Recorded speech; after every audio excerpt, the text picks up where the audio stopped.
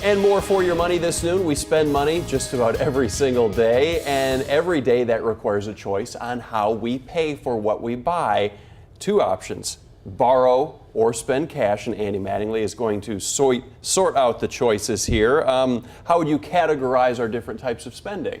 Well, there's really kind of four types. You have your everyday living expenses, you have short-term financing, you have long-term financing, and you have major purchases. So you kind of have, four options. Okay, there. so you have four options. Why is it important that we look at them in a different way? Well, because if you pick the wrong way to pay for something, you can get into a financial crisis. If you're using credit to pay for everyday living expenses, you're probably going to be in trouble pretty quick. Okay, so let's look at what everyday living expenses are. Yeah, so everyday living expenses are those things that you need to live besides transportation and housing. So food, entertainment, utilities.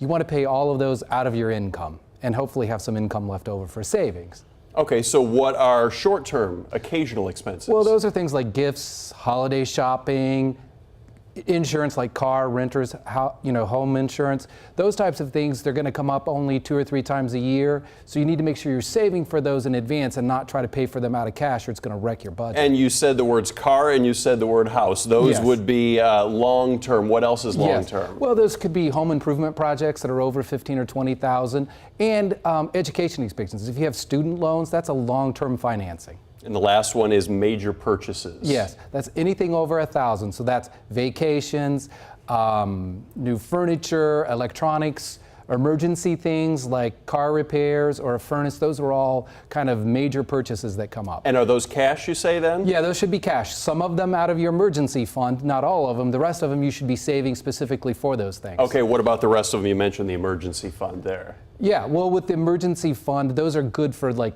furnace and car repairs, so you save for that. The rest of them, set up another savings account so you keep those separated. New furniture is not an emergency. Neither is a vacation. Exactly. Huh? And is there a general rule you like to talk to your clients about? Yeah, finance appreciating assets like houses, your college education. You assume that's going to help you get a better job.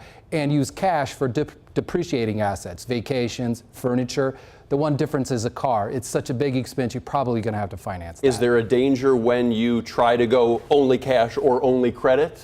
Well, if you make a lot of money, you can go all cash, and that's probably the way you can go. But for the rest of us, we kind of need to put in some credit in there to get to the things that we want to do. Do you ever have the days that I do? And Lindsay, I'll throw you in on this, where you say, I'm not going to spend any money today. Yes. And do it as a challenge. It's Yes. kind of hard to stick to that, It's kind of hard to do, isn't it? isn't it? Where can people find you, Andy? At forumcu.com. All right, and speaking of money, America